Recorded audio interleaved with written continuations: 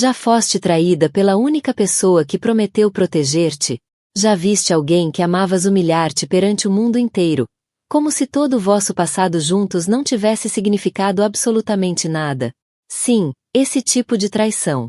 Agora imagina isso acontecer em público, diante de câmaras a disparar flashes, numa glamourosa gala no topo de um edifício onde toda a indústria está a ver, e tu nem sequer estás na sala para te defenderes.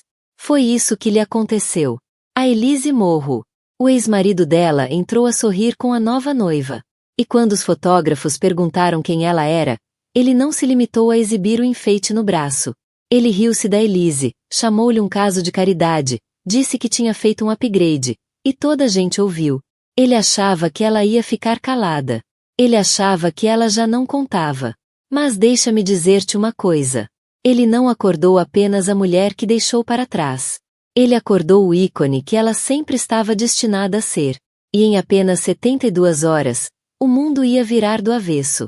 Porque quando a Vogue lançou a capa de setembro, não era a cara da nova noiva dele que lá estava. Era a dela. Elise Morro, ícone do ano. Por isso, pergunta-te, quando alguém te destrói publicamente, como seria se tu não apenas sobrevivesses? E se voltasses e os fizesses arrepender-se de alguma vez terem aberto a boca? Fica comigo, porque esta história não é apenas vingança, é renascimento. As câmaras disparavam como fogo selvagem. Celebridades posavam em vestidos de estilistas. Champanhe corria como água. Mas a verdadeira manchete daquela noite não era a entrega de prêmios, nem a lista de convidados. Era o que Jeremy Langston fez. Entrou com a nova noiva, Madison Reel. Alta, magra, loira. Uma ex-estrela de reality show tornada influencer com mais de 3 milhões de seguidores no Instagram e uma recente linha de cuidados de pele que ninguém levava a sério.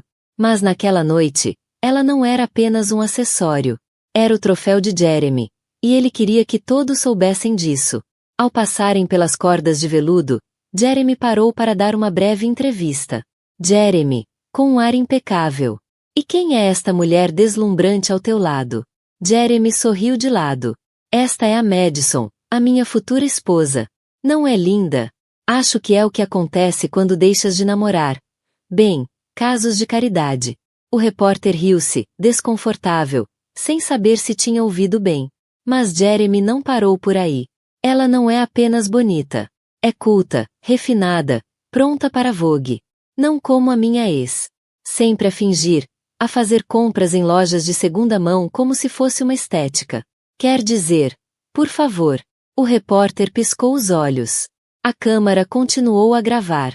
Dentro do salão, começaram os murmúrios. Ele disse mesmo isso em frente às câmaras sobre a ex-mulher? Aquela não é a Elise Morro? Sim, a Elise. A mulher com quem Jeremy tinha estado casado durante 7 anos. A mulher que tinha apoiado calmamente o início da carreira dele. A mulher que ele deixou sem uma palavra, sem aviso. Apenas um bilhete no balcão e a Madison na cama dele. Naquele momento, a Elise nem sequer estava no edifício. Tinha recusado o convite. Sem interesse em publicidade, disse a representante de comunicação. A Elise está focada no seu trabalho filantrópico e direção criativa. Mas o universo tem um gosto especial por ironia, porque apenas 72 horas depois, tudo mudaria. Justo quando Jeremy achava que tinha enterrado a imagem dela sob uma montanha de fotos de passadeiras vermelhas e fofocas de influencers, a Vogue largou a bomba do ano. Na sua capa de setembro, com letras negras ousadas que gritavam mais alto que a arrogância de Jeremy. Elise Morro, ícone do ano. A fotografia. Elise, imponente e poderosa num trench coat carmesim da Balenciaga. Olhar afiado, lábios ferozes, fotografada em Paris. Com styling do lendário Ricardo 50 Clerc. Uma capa tão impactante que quebrou a internet em menos de 1 hora. Mas a manchete não era a reviravolta. O artigo era. Lá dentro, os leitores descobriram uma história muito mais rica do que os tabloides alguma vez contaram. A Elise não era a ex-mulher boa e silenciosa que Jeremy tinha reduzido.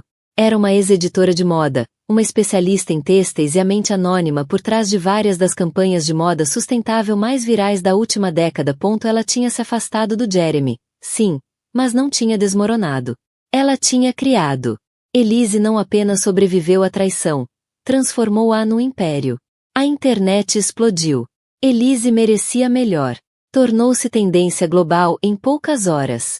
Celebridades partilharam a capa da Vogue com legendas como: "A rainha voltou, e é isto que é ser um ícone." Madison Rae, apanhada no fogo cruzado, desativou os comentários do Instagram. Jeremy lançou um comunicado que soava mais a controle de danos do que a arrependimento. "Apoiamos o sucesso da Elise", disse ele. "Há espaço para todos no topo." Mas o mundo já tinha decidido. Havia Elise, e depois havia todos os outros. Antes da capa da Vogue, antes das manchetes e hashtags, Elise Morro era invisível por escolha. Vivia no 5º andar de um velho brownstone em Cobley Hill, Brooklyn, num apartamento que cheirava a chá de jasmim e livros antigos. As janelas estavam ligeiramente tortas, o radiador assobiava no inverno, e o chão rangia sob o peso das suas memórias. Mas era casa. Tranquila, segura, dela. Ela tinha 33 anos, era franco-americana, e tinha um tipo de beleza mais cativante do que bonita. Maçãs do rosto marcadas, olhos da cor de céus nublados, e cabelo que caía em ondas suaves pelas costas. Mas raramente usava maquilhagem. O seu uniforme diário era uma blusa de linho, jeans gastos e botas que já viram melhores dias. Muitas vezes, as pessoas confundiam-na com uma barista, uma estudante de arte ou alguém criativa mas sem dinheiro. Ela nunca as corrigia, porque Elise não tinha interesse em ser vista. Ainda não. Trabalhava como consultora têxtil freelancer, quase sempre sob pseudônimos. As marcas contratavam-na pelo seu olhar, pela sua capacidade de identificar composições de tecidos ao toque, pelo seu profundo entendimento de sustentabilidade, e pela sua subtil genialidade em misturar textura, patrimônio e narrativa em design moderno. Ela escreveu, anonimamente, guias de estilo inteiros para grandes casas de moda. O seu nome não aparecia nos comunicados de imprensa, mas as suas impressões digitais estavam em todo lado. Nem sempre foi assim. Há 5 anos, Elise era diretora criativa da Atelier Lamont, uma das casas de design mais respeitadas de Paris. Desfilava nas passereles, fazia consultoria para a Vogue Paris, e tinha o seu próprio escritório com vista para o Sena. Era o membro mais jovem do conselho de administração da história da empresa. As suas coleções eram elogiadas pela narrativa emocional e pela origem ética dos materiais. A própria Anna Wintour descreveu o trabalho da Elise como silenciosamente revolucionário. Mas ela deixou tudo voluntariamente. Por quê? Uma palavra. Jeremy. Jeremy Langston estava em Paris para uma conferência de startups quando se conheceram. Era encantador, ambicioso e completamente deslocado no mundo dela. Elise achou isso enternecedor. Ele era de Chicago, fundador de uma startup que acabará de conseguir o seu primeiro milhão em investimento. Ela achava-o refrescantemente bruto. Ele achava a mulher mais elegante que alguma vez tinha visto. Apaixonaram-se, e depressa. Em 3 meses, Elise deixou Paris. Empacotou o apartamento, despediu-se do trabalho, e mudou-se para Manhattan com ele. Não contou a ninguém, nem sequer aos colegas mais próximos. Amor, disse ela. Simplicidade. Um novo começo. Mas a verdade era mais complicada. Elise estava exausta da pressão, da política, da natureza performativa da moda. Queria ser invisível durante algum tempo. Queria amar alguém que não a visse como uma marca, mas como uma mulher. Jeremy prometeu-lhe isso. Pediu-a em casamento numa tarde chuvosa no Central Park, descalços e a rir, com um anel de prata comprado num vendedor de rua. Ela disse que sim. Casaram-se 6 meses depois, numa cerimônia tranquila no tribunal. Sem imprensa, sem vestido, apenas os dois. E mais tarde, comida para levar do restaurante tailandês preferido dela. Durante algum tempo, foi felicidade pura. Elise trocou as provas de roupa por mercados de domingo. Escrevia artigos anônimos sobre moda sustentável com pseudônimos. Fazia voluntariado num centro de reciclagem têxtil no Bronx. Cultivava manjericão no parapeito da janela. Beijava Jeremy na testa todas as manhãs antes das reuniões dele. Achava que estavam a construir algo real. Mas as fissuras surgiram cedo. Jeremy começou a ficar inquieto. Estava sempre atrás da próxima ronda de financiamento, da próxima validação. À medida que a empresa crescia, também crescia o ego dele. Começou a trabalhar até tarde, a viajar mais, a publicar fotos cuidadosamente curadas da vida de CEO feito por si mesmo. Elise reparava em como ele a cortava das fotos de grupo, em como a apresentava. A minha esposa Elise está assim meio metida em coisas de moda. Em como ele começou a usar palavras como rebranding quando falava da imagem deles. O golpe final chegou numa festa de Natal, 2 anos após o casamento. Elise ouviu Jeremy dizer a um investidor. Sim, a Elise costumava trabalhar em moda. Agora está meio reformada. Tem mais aquela vibe de dona de casa. Mas olha, faz um risoto excelente. Essa noite, Elise não chorou. Fez a mala e saiu do apartamento. Não deixou bilhete. Não pediu pensão.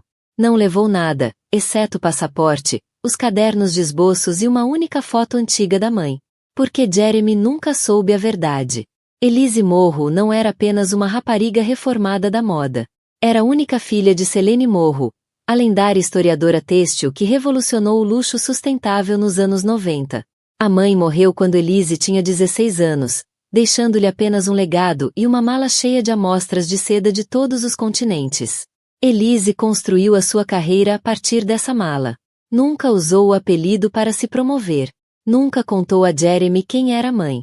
Queria alguém que a amasse sem o peso da história, sem o fardo do brilho. Em vez disso, recebeu traição. Mas a traição tem uma forma curiosa de acordar o fogo que estava enterrado. Depois de deixar Jeremy, Elise voltou para Paris durante 1 ano, em silêncio. Não anunciou a chegada. Alugou um apartamento em março. Passava as manhãs em arquivos têxteis e as noites a desenhar coleções que ninguém ia ver. Por enquanto, criou uma firma de design fantasma chamada Selene Atelier, em homenagem à mãe. Fazia consultoria sob cláusulas de confidencialidade, desenhando para marcas que não podiam pagar-lhe publicamente, mas que desesperadamente precisavam da sua visão. Reinvestiu tudo o que ganhava num projeto secreto. Um projeto que, quando revelado, mudaria tudo. Chamava-se The Headline. Uma linha de moda minimalista, ética, sem gênero, inspirada por ativismo têxtil, histórias de refugiados e perdas geracionais. Cada peça vinha com um código digital que rastreava a viagem do tecido. Sem modelos. Sem influencers. Apenas narrativa poderosa e artesanato impecável. Quando a Vogue soube, imploraram para conhecer a designer anônima. Elise disse que não. Depois, a própria Anna Wintour enviou um e-mail. Elise não respondeu. Mas o mundo tem uma forma de descobrir a verdade. Um dos designs da Elise, usado por uma atriz na passadeira vermelha de Cannes, tornou-se viral. Todos queriam saber quem está por trás de The Headline. 1 mês depois, a Vogue confirmou o que os insiders da moda já suspeitavam. Era Elise, a rapariga que tinha desaparecido. A mulher que nunca deixou de criar ícone que ninguém viu chegar. O ar cintilava com perfume, segredos e poder. Era o gala anual Vanguard, uma noite reservada apenas para a elite. Realizado na recentemente renovada mansão Marquette, no Upper East Side, o evento era tanto uma exibição de opulência quanto um tabuleiro de xadrez de estratégia social. Nenhum convidado era apenas convidado. Eram curados, escolhidos a dedo como joias, pelo seu poder de influência, pela sua imagem e pelos sussurros que inspiravam. A própria mansão era um espetáculo. Construída em 1894 e recentemente restaurada por uns alegados 42 milhões de dólares, erguia-se como uma fortaleza de mármore contra o horizonte de Manhattan. As portas da frente, com 9 metros de altura e entalhadas com figuras mitológicas, abriam para um vasto átrio banhado em luz dourada e ecoando com um quarteto de cordas ao vivo. Candelabros de cristal do tamanho de carros pendiam de tetos com frescos. Cortinas de veludo emolduravam janelas do chão ao teto que revelavam vistas arrebatadoras sobre o rio Hudson.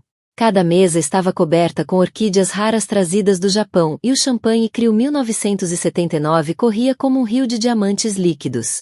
Código de vestuário. Só alta costura. Mulheres deslizavam em vestidos que custavam mais do que carros. Homens chegavam em smokings feitos por medida, com as suas iniciais bordadas no forro. As casas de moda lutavam para que os seus clientes fossem vistos ali, porque ser visto no Vanguard não era apenas estatuto. Era uma declaração. Jeremy não nasceu rico. Cresceu num subúrbio de classe média em Chicago, filho de uma professora e de um vendedor fracassado. Odiava essa vida. As roupas usadas, o carro em segunda mão, a maneira como o pai bebia demais às sextas à noite e culpava o mundo pela própria mediocridade. Desde pequeno, Jeremy prometeu a si mesmo que nunca seria pequeno. Nunca seria medíocre. E se isso significasse jogar sujo, que assim fosse. Começou a sua primeira empresa na faculdade. Faliu. As duas seguintes também. Mas ele sabia transformar falhanços em experiência. Sabia fazer da decepção um sinônimo de resiliência. Os investidores gostavam do seu discurso, mesmo quando era tudo fumo. E eventualmente, uma startup pegou, por pouco, uma empresa de tecnologia que oferecia inteligência artificial para suporte ao cliente. Nada glamouroso, mas escalável. Depois veio Elise. Quando a conheceu em Paris, estava falido mas cheio de charme. Ela era estabelecida, brilhante, misteriosa. Movia-se como alguém nascida no poder, mas não intoxicada por ele. Jeremy viu nela não apenas uma mulher, mas uma marca. Ela tinha conexões, prestígio, o tipo de reputação que não se compra. Era o upgrade que ele perseguira a vida inteira. E ela apaixonou-se por ele. Para Jeremy, Elise era ao mesmo tempo atalho e troféu. Convencer-a a deixar Paris. Convencer-a a recomeçar em Nova York. Convencer-a a abdicar do nome, porque ele precisava que ela desaparecesse. Não fisicamente, mas publicamente. Se Elise Morro fosse invisível, então Jeremy Langston podia brilhar mais. Durante algum tempo, funcionou. Usou as ideias dela, o instinto dela, até os antigos contactos dela. Ela ajudou a conseguir 3 clientes importantes, sem nunca pedir crédito. Ela desenhou a sua primeira apresentação. Editou as propostas dele. Construiu a imagem de marca que ele exibia. E quando começou a ter atenção, apagou-a. Devagar, subtilmente, deixou de a apresentar nas reuniões. Começou a dizer a minha equipa em vez de a Elise e eu, quando as pessoas perguntavam o que ela fazia, ele encolhia os ombros e dizia que ela estava a explorar as suas paixões. Ele queria-a calada, bonita, e atrás dele. Um pano de fundo, não uma parceira. Mas a traição de Jeremy não foi apenas sobre apagar. Foi sobre substituir. Entra Madison Reel. Madison tinha sido amiga de Elise, não a melhor amiga. Elise não mantinha essas. Mas uma presença próxima o suficiente para ser confiável. Conheceram-se num congresso de moda sustentável 2 anos antes. Madison era uma influencer em ascensão, que se tinha reinventado de estrela de reality show envolvida em escândalos para defensora da moda verde. Elise, sempre generosa com os que estavam a começar, ofereceu orientação. Ajudou Madison a fazer contactos, apresentou-lhe fundadores de marcas ecológicas, até a convidou para uma das galas de angariação de fundos em maio.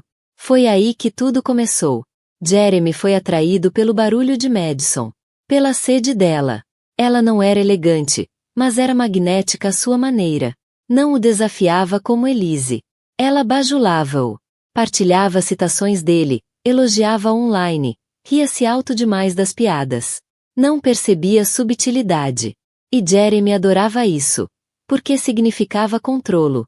Começou com mensagens, depois jantares de trabalho, depois viagens. Elise reparou, claro, as noitadas, as desculpas vagas, o perfume no casaco que não era o dela. Mas o que a destruiu não foi o caso em si. Foi quem ele escolheu. A amiga dela. Quando Elise confrontou Jeremy, ele não negou. Nem sequer parecia culpado. Tu mudaste, disse ele. Antes apoiavas-me. Agora é só sermões e silêncio. Preciso de alguém que me veja. Ela era minha amiga, sussurrou Elise. Jeremy encolheu os ombros. Ela é o que eu preciso agora. Sem pedido de desculpa. Sem remorso. Na manhã seguinte, Elise já não estava lá. Jeremy, impassível, disse às pessoas que ela precisava de tempo. Fez-se passar por um marido abandonado por uma mulher que já não sabia o que queria. Madison mudou-se para o antigo espaço de Elise 3 semanas depois. Redecorou tudo, trocou as cortinas de seda por veludo, transformou o estúdio ensolarado da Elise num canto para gravar maquilhagem. Madison não se sentia culpada. Sentia-se validada. Disse às amigas: a Ellie era fria demais. O Jeremy merece alguém que acredite nele. Chegou a tweetar uma citação na semana em que Elise saiu de casa. Às vezes, é preciso perder o passado para encontrar o futuro. Tornou-se viral, pelas razões erradas. Publicamente, tentaram posicionar-se como um casal de poder. Jeremy investiu na marca de cuidados de pele da Madison. Ela aparecia ao lado dele nas revistas como CEO e musa. Encenavam sessões fotográficas, fingiam fazer voluntariado em hospitais infantis, co-apresentavam brunches solidários. Mas as fissuras já estavam lá. Madison queria fama. Jeremy queria estatuto.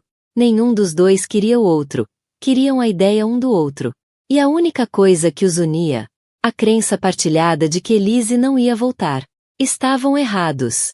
Porque Elise não tinha desaparecido. Ela tinha se transformado. E quando a Vogue a coroou o ícone do ano, isso não só elevou a Elise, expôs os dois. As pessoas lembraram-se. As pessoas compararam.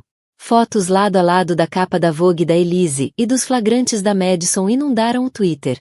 Um tweet dizia: ele trocou um legado por um filtro. Outro: a Elise escreve história. A Madison edita reels. Até os fãs da Madison começaram a fazer perguntas desconfortáveis. O engajamento no Instagram dela caiu a pique. Marcas começaram a afastar-se silenciosamente. Os investidores de Jeremy deixaram de atender chamadas. Atrás das portas, o casal de poder entrou em pânico. Madison acusou Jeremy de a usar. Jeremy culpou-a pela reação negativa. Discutiram. Gritaram. Madison atirou um candeeiro de edição limitada. Jeremy cancelou uma campanha conjunta. A fundação que construíram, toda a imagem, não estava apenas a abanar. Estava a colapsar. E a melhor parte? Elise não teve de mexer um dedo.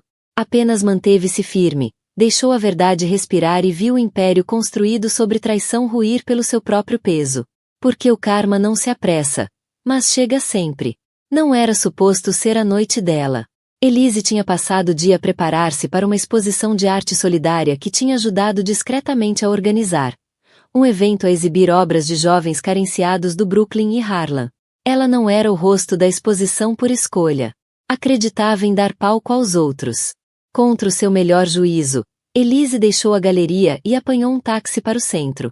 A festa da Azentec estava a acontecer no Skydeck, um lounge de cobertura de luxo conhecido pela lista de convidados exclusiva, vistas panorâmicas de Manhattan e exposição social altamente pública. Ela chegou por volta das 21h30. Assim que saiu do elevador e entrou no elegante espaço envidraçado, o burburinho atingiu-a como uma onda. Equipas de câmara, copos de champanhe a tilintar, influencers a tirar selfies sob letreiros de neon que diziam: constrói o futuro. E no centro de tudo, Jeremy e Madison estavam em cima de um pequeno palco elevado, banhados em luz dourada suave. Madison usava um vestido verde esmeralda cintilante, com uma racha alta e decote profundo. Jeremy vestia um fato cinzento claro, o sorriso característico bem posicionado. Elise observava das sombras enquanto uma jovem jornalista de tecnologia se aproximava com um microfone. E agora o momento que todos esperávamos. A nova direção da Azentec e o seu novo rosto. Jeremy, o que vem a seguir? Jeremy riu-se suavemente, depois puxou Madison pela cintura. Disse: sempre acreditei na inovação, não só na tecnologia, mas na vida. Risos. Ele continuou: esta noite, quero apresentar alguém que encarna essa visão. Ela não é só bonita. É brilhante. É o futuro, a minha inspiração. A minha futura esposa, Madison Reel. Suspiros, aplausos, flashes. Jeremy beijou Madison longa e deliberadamente. A multidão aplaudiu. Alguém gritou: casal de poder. E depois ele lançou o golpe final. Sempre pensei que sucesso significava fazer tudo sozinho.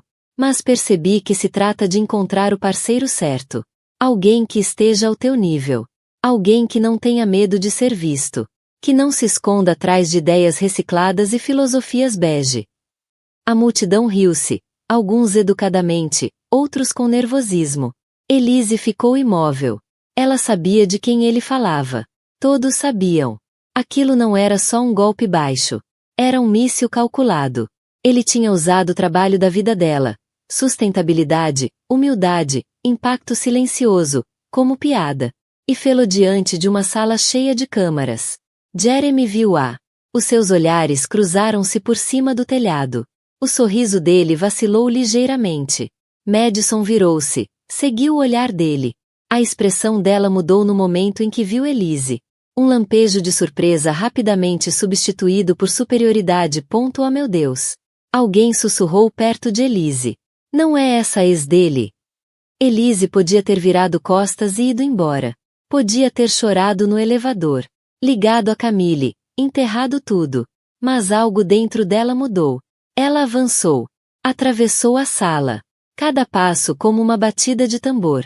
Cada clique do salto cortava a conversa. Quando chegou ao centro da multidão, as pessoas já se tinham virado. Telemóveis gravavam. Sussurros preenchiam o ar.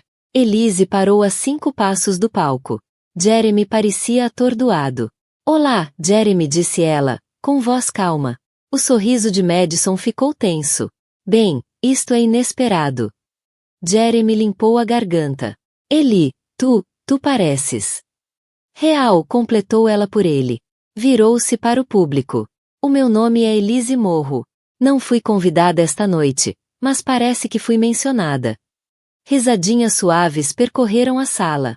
Já que estou aqui, deixe-me corrigir algo. Eu não me escondo. Eu afasto-me para que outros possam erguer-se. Há uma diferença. Um murmúrio coletivo. E eu não preciso de um palco nem de um foco de luz para ser válida. Não preciso de brindes de champanhe nem de vídeos virais para causar impacto. Não preciso de ser o futuro para ter valor no presente. Olhou diretamente para Jeremy. Costumava acreditar que eras meu parceiro. Costumava acreditar que estávamos a construir algo que importava. Pausa. Estava errada. Mas os erros fazem parte do aprendizado. Ela sorriu, suavemente, quase com tristeza. Por isso, obrigada, Jeremy. Obrigada por me mostrares o que é a mediocridade num fato. Silêncio. Depois uma palma. Depois outra. E então a sala inteira explodiu em aplausos. Madison ficou imóvel, a mão a tremer à volta da taça de champanhe. Jeremy ficou vermelho como um tomate. Elise não esperou mais. Virou-se. Saiu. E não olhou para trás. Esse vídeo chegou à internet 10 minutos depois. À meia-noite, já tinha mais de 3 milhões de visualizações. De manhã, as manchetes diziam: Elise Morro silencia a ex com uma única frase. Jeremy Langston destruído publicamente. E é delicioso. A elegância vence. Jeremy tentou minimizar, chamou de mal-entendido, disse que os comentários foram tirados de contexto. Mas já era tarde. A internet tinha decidido. E Elise? Ela foi para casa, tirou os saltos, fez chá, e leu uma carta de uma jovem rapariga em Marrocos que dizia que a fundação da Elise lhe tinha mudado a vida. Então sorriu. Porque o que Jeremy não sabia era: não se pode envergonhar alguém que já é livre. Os aplausos assombraram-na. Ecoaram na sua mente horas depois de sair daquele terraço. Mesmo quando o mundo a aplaudia pela compostura, pela classe, pelo momento de impacto, Elise Morro não parava de tremer. Chegou a casa depois da meia-noite. A cidade ainda estava viva, mas o apartamento no Brownstone estava estranhamente silencioso. Rodou a chave com os dedos trêmulos, tirou os saltos, largou a mala junto à porta. Na sala, as luzes da cidade entravam pelas janelas, pintando linhas douradas suaves no chão de madeira. Não acendeu as luzes. Foi à cozinha, encheu um copo de água e ficou a olhar para o reflexo do seu rosto na janela escura. E então atingiu-a. Tudo. A traição, a humilhação, o peso de parecer forte quando tudo o que queria era desabar. Agarrou-se ao balcão e, finalmente, deixou cair as lágrimas. Não era assim que devia ser. Elise tinha passado meses a reconstruir a sua identidade depois do divórcio. Tijolo a tijolo, em silêncio, sem chamar a atenção. Tinha reconstruído uma versão de si própria com a qual conseguia viver. Não perfeita, não polida, mas inteira. Ou assim pensava. Mas ver Jeremy ali, a usar o seu nome, a zombar do seu trabalho, a apresentar a sua eliminação como entretenimento, foi uma rachadura para a qual não estava preparada. E o pior, ela sentiu que ia acontecer. Elise sabia, lá no fundo, que Jeremy nunca a deixaria ir em silêncio. Que um dia ia distorcer a narrativa, que ia transformar charme e confiança em arma contra ela. E mesmo assim, entrou naquela festa. Encarou-o. Falou como uma rainha. Mas agora, sozinha no escuro, sentia-se uma fraude. Afundou-se no chão, o azulejo frio contra as pernas nuas, os joelhos ao peito. Chorou. Não a lágrima elegante que escorre pela face. Não. Soluços viscerais. Do tipo que a deixava ofegante. Do tipo que fazia a garganta arder e as costelas doerem. Do tipo que não se permitia sentir há anos. Nem quando deixou Paris. Nem quando descobriu sobre Jeremy e Madison. Nem quando assinou os papéis do divórcio em silêncio. Mas agora, já não tinha nada a provar. Sem câmaras. Sem público. Apenas uma mulher partida numa cozinha silenciosa. Finalmente a permitir-se quebrar. Às 2 horas da manhã, Elise conseguiu arrastar-se até a cama. Não dormiu. Ficou a olhar para o teto, o coração a disparar, os pensamentos em espiral. E se eles tiverem razão? E se eu realmente não for suficiente? E se o meu trabalho silencioso não for poder, mas medo? E se Madison for tudo o que Jeremy disse? Audaz, relevante, destemida. Ao nascer do sol, o peito dela estava apertado com ansiedade. Cancelou as reuniões da manhã. Ignorou mensagens. Deixou dezenas por ler, de designers, amigos, jornalistas. Até Lucian Grant escreveu apenas 3 palavras. Estás bem? Ela não estava. Não conseguia comer. Não conseguia respirar. Os 2 dias seguintes passaram no nevoeiro. Elise deixou de sair do apartamento. Fechou as persianas. Desligou o intercomunicador. Tentou trabalhar, mas sempre que se sentava à secretária, as mãos tremiam. Tentou desenhar, o seu único refúgio, mas os esboços saíam caóticos. Linhas cortadas, sem ritmo, sem alma. Até o reflexo dela parecia estranho. O rosto outrora sereno agora parecia oco. Os olhos, sempre intensos, estavam vermelhos. A postura, caída. O espírito, silencioso. Disse a si mesma que só precisava de descansar. Mas não era apenas exaustão. Era medo. Uma voz insidiosa e persistente que sussurrava. Tu nunca foste realmente o ícone. Apenas tiveste sorte de chegar lá primeiro. Ao 3º dia, Camille apareceu. A assistente. A amiga. Bateu a porta até Elise a abriu. Descalça, de fato de treino, cabelo desfeito, rosto pálido. Oh meu Deus, sussurrou Camille. Estás horrível, murmurou Elise. Estás humana, respondeu Camille. Vem sentar-te. Camille não deu sermões. Não ofereceu frases feitas. Apenas se sentou ao lado dela no sofá, segurou-lhe a mão e esperou. Eventualmente, Elise falou. Pensei que já tinha ultrapassado. Ultrapassado ele, ultrapassado tudo. Camille ficou em silêncio. Mas vê-lo ali em cima como se eu fosse nada, como se tudo o que construí fosse uma fase que ele superou. Elise, disse Camille suavemente. Ele não define o teu valor. Elise riu, amarga. Então por que dói tanto? Porque tu és real, disse Camille. Tu sentes. Tu crias. Ele representa. Tu constróis. Elise limpou os olhos. Ele disse que eu me escondo. Camille abanou a cabeça. Tu não te escondes. Tu proteges o que importa. Ficaram em silêncio durante muito tempo. Mais tarde nessa noite, Camille fez sopa. Elise comeu às colheradas, grata pelo calor. Tomou um duche. Vestiu roupa limpa. Entrançou o cabelo. Pequenos passos, mas cada um contava. Nessa noite, abriu a caixa de e-mail. Não respondeu a ninguém. Mas leu. Uma mãe solteira no Oregon disse que o discurso da Elise ajudou-a a sair de um casamento tóxico. Uma jovem designer em Lagos disse que a headline a inspirou a lançar a sua primeira coleção. Uma adolescente no Japão escreveu o nome de Elise no quadro de visão. E por fim, uma mensagem de Lucian. 3 palavras. O teu silêncio ruge. Elise fechou o portátil. Caminhou até a janela. Abriu-a. A cidade ainda estava lá. Barulhenta, caótica, viva. E ela também. Durante meses, Elise deixou o mundo acreditar que estava a reconstruir-se do nada. Que era apenas uma ex-mulher esquecida, a costurar silenciosamente uma nova vida a partir de cacos. Que a sua força vinha da sobrevivência, da dignidade, do silêncio. Mas eles não sabiam a verdade. A verdade era que Elise Morro nunca perdeu nada.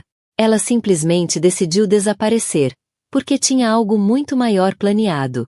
E agora, era hora de o revelar. Tudo começou com um e-mail de Lucian Grant. Assunto: está na hora. A mensagem era breve, mas arrepiante na precisão.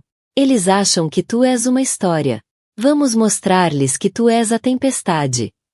Em anexo, o editorial completo da edição de setembro da Vogue.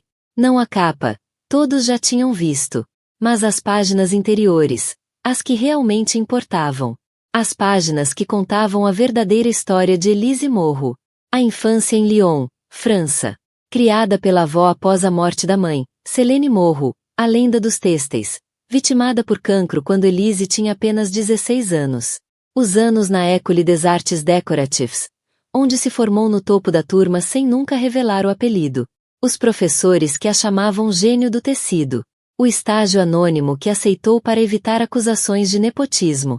A recusa absoluta em cavalgar o legado da mãe. E depois, o segredo. Aquele que nem Jeremy sabia. Elise não era apenas uma artista. Não era apenas fundadora da Headline. Não era apenas uma visionária. Ela era acionista maioritária de 3 das mais respeitadas fábricas de produção de moda da Europa. Todas registradas sob uma holding com sede em Genebra. Lease Holdings. Lease, diminutivo de Lis Blanc, o lírio branco que a mãe bordava em cada protótipo. Elise herdara a participação da mãe anos antes, mas manteve tudo escondido, permitindo que as empresas funcionassem de forma independente. Silenciosa. Eficiente. Sustentável. Ela não desenhava apenas roupa. Ela era dona das fábricas que as produziam. Era dona das cadeias de fornecimento que sustentavam a marca da Madison. Dona das tinturarias com que a colaboração de Jeremy, financiada por Tech, acabará de fechar acordo. E agora, estava farta de estar calada. Lucian organizou tudo. Uma conferência privada no Musée des Arts Décoratifs, em Paris. Convite exclusivo. Sem imprensa. Apenas os verdadeiros decisores. CIOR, editores, curadores. Elise chegou com fato azul meia-noite, feito à medida. Cabelo penteado para trás. Sem joias. Sem logótipos. Apenas presença. Subiu ao palco com uma simples declaração. A moda não é apenas sobre beleza. É sobre poder. E estou farta de fingir que não o tenho. Depois começou. Slide após slide, apresentou a próxima fase da Headline. Integração total com a Lease Holdings. Transformação da cadeia de fornecimento sustentável em 5 continentes. Uma nova plataforma de luxo, Noir, com lançamento no primeiro trimestre, apoiada por 3 investidores internacionais, projetada para tornar o fast fashion obsoleto. E então, a reviravolta. Gostaria também de abordar uma colaboração recente que tem sido tendência, disse ela calmamente. Carregou no comando. A marca de Jeremy apareceu no ecrã. Ao lado, um mapa do fluxo de produção, com cada etapa a passar pelas holdings da Elise. Sou dona de 37% da infraestrutura de que dependem, disse ela. A partir do próximo mês, esse acesso será revogado. Terão de reestruturar, de forma ética, ou encerrar. Murmúrios. Lucian nem tentou esconder o sorriso. Elise. Alguém chamou. Por que agora? Ela parou. Olhou nos olhos de todos na sala. Porque quis dar às pessoas a oportunidade de subir comigo, disse ela. Mas se insistirem em subir por cima de mim, convém saberem de quem são os ombros em que estão a pisar. As notícias espalharam-se em poucas horas. Lysse Unveiled tornou-se tendência mundial. Blogs financeiros dissecaram as participações dela. Revistas de moda correram a atualizar as suas listas de mais influentes. Designers de legado ofereceram parcerias. Grupos ambientais celebraram a sua transparência. Mas o verdadeiro golpe chegou em privado. A Jeremy recebeu o e-mail 3 dias depois. Conforme cláusula 7.3 do acordo de fornecimento, o seu acesso aos canais de produção certificados pela Headline está terminado com efeito imediato. Ele ligou. Suplicou. Podemos falar? Elise não respondeu. Não precisava. Porque agora ele finalmente compreendia. Ela não se tinha reinventado. Ela tinha estado a construir um império. Enquanto ele brincava de influencer com a amante. Enquanto isso, Madison tentou controlar a narrativa. Afirmou que apoiava a visão da Elise. Disse que estavam em conversações para colaborar. Até surgir uma gravação vazada. Madison a gozar com a moda sustentável num jantar. A Elise faz roupa de camponesa para ricos, ria-se. Deixem-na com a revoluçãozinha dela. A assistente, Camille, inclinou-se. Estás pronta? Elise não acenou. Limitou-se a dizer, vamos começar. Tinham passado 6 semanas desde que ela expôs o império. 6 semanas desde que encerrou o pipeline de Jeremy, desmantelou a fachada de Madison. E relembrou o mundo que moda não é só tecido e seguidores. É estrutura, legado, estratégia. Mas transformação não é só sobre movimentos de poder. É sobre recuperar a identidade. E foi exatamente isso que Elise fez. Começou cada manhã às 5 horas. Meditação. Treino de força. Diário. Não para o Instagram. Não por validação. Mas por foco. Por disciplina. Por ela. Eliminou distrações.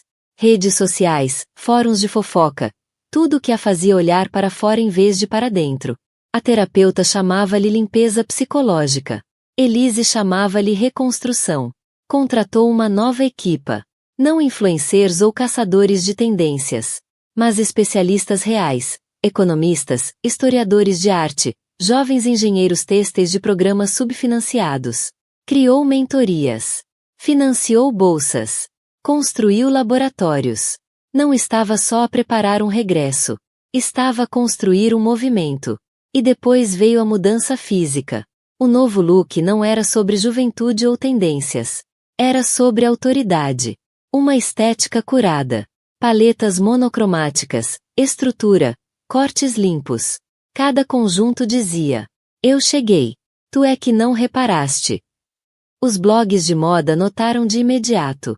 Elise Morro estreia novo visual de poder. Uma masterclass em reinvenção. Elegância em contra-execução. A ascensão de Elise 2.0. Mas o que verdadeiramente marcava a transformação não era o guarda-roupa. Era a forma como ela falava. Desaparecera a hesitação suave. Agora, quando Elise entrava numa sala de reuniões, não pedia permissão. Assumia a liderança. Entrava em reuniões com investidores com dados, visão e uma presença que tornava o silêncio ensurdecedor. Despediu fornecedores que não passaram auditorias de sustentabilidade. Denunciou greenwashing em colaborações. Recusou uma colaboração de 20 milhões com uma marca de luxo porque esta não quis comprometer-se com fontes rastreáveis. Quando o CEO dessa marca chamou idealista, Elise sorriu e respondeu: então sugiro que encontre um sonho mais barato. Mas nenhuma transformação está completa sem confronto. E esse chegou no Cimeira Global da Moda, em Milão. Elise não estava originalmente no painel. Recusará o convite, até ver quem era o keynote speaker. Jeremy Langston. Ia falar sobre inovação nas cadeias de fornecimento na moda. A ironia era tão espessa que quase era elegante. Elise não ligou. Não ameaçou. Apenas aceitou o convite para o painel, 2 dias antes do evento.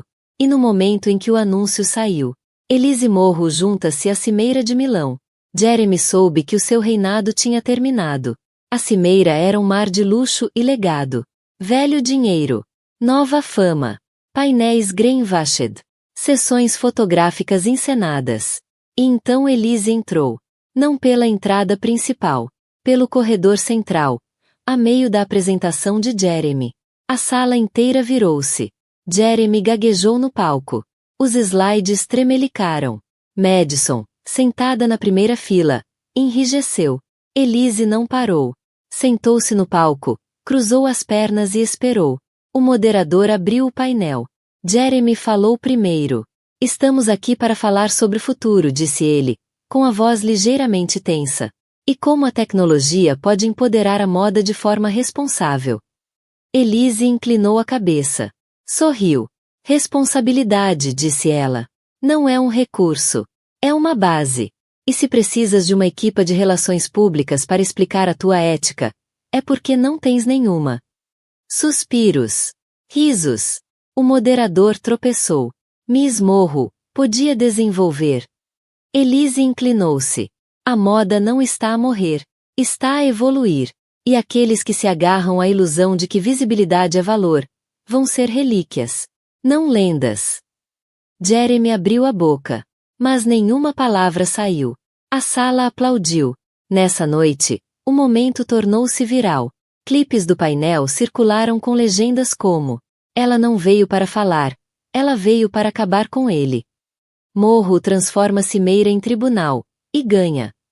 Jeremy lançou um comunicado dias depois, a dizer que acolhia o debate. Mas as marcas largaram-no rapidamente. Madison tentou mais uma reinvenção. Raiva feminina, jornada de cura. Mas a imagem dela já estava diluída. Entretanto, o valor da Elise subiu. Não em seguidores, em poder. Universidades ofereceram-lhe doutoramentos honorários. A ONU convidou-a para coliderar painéis de sustentabilidade têxtil. A Vogue ofereceu-lhe uma coluna. Investidores imploravam para entrar no próximo projeto. E por tudo isso, Elise manteve-se focada. Porque a transformação dela não era sobre vingança. Era sobre tornar-se aquilo que sempre foi destinada a ser. Visível sem pedir desculpa.